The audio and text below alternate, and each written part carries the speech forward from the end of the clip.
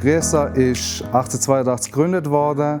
Wir betreiben mehrere Produktionsstandorte, 2 in Frankreich, einen in Nenzing und natürlich in Adorf. In der Griessa-Gruppe arbeiten insgesamt 1600 Mitarbeitende. In der Schweiz produzieren wir Lamellenstarren sowie auch Rollprodukte.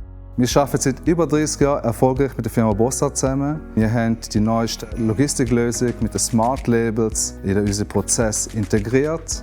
Die Mitarbeiter haben die Möglichkeit, vor Ort in der Produktion den Bestellstatus sowie auch den Liefertermin zu sehen. In unserem neuesten gemeinsamen Projekt mit der Firma Bossart haben wir unseren Rüstprozess optimieren. Konkret heisst das, wir haben 4 unterschiedliche Rüstprozesse gehabt. Die haben wir vereinfachen und vereinen. Für das haben wir eine passende Systemlösung gesucht. Unsere Lösung für die Firma Griessa ist die Werkführungssoftware ELAM. Das erlaubt ihnen, alle Prozesse, die sie haben, in einem nachher abzubilden.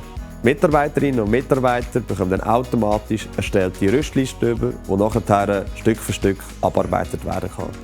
Für die Prozesssicherheit nutzt die Firma Griessa Smart Labels, die bereits im Logistiksystem vorhanden sind. Durch die Smart Labels kann Pick by Light betrieben werden und das erlaubt der Firma Griessa, die Sätze fehlerfrei zu rüsten. Der Mehrwert davon ist Einfachheit. Das System ist smart und simpel.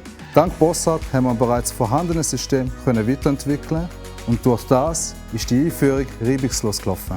Anhand der gewonnenen Daten kann der Rüstplatz immer weiter optimiert werden, was nachher auch eine Effizienzsteigerung mit sich bringt. Es sind schon erste Gedanken im Raum, wie wir das System noch andersweitig nutzen können. Dabei setzen wir auf die Zusammenarbeit mit unserem Partner Bossart. An ihnen schätzen wir besonders ihre Professionalität und ihr Engagement.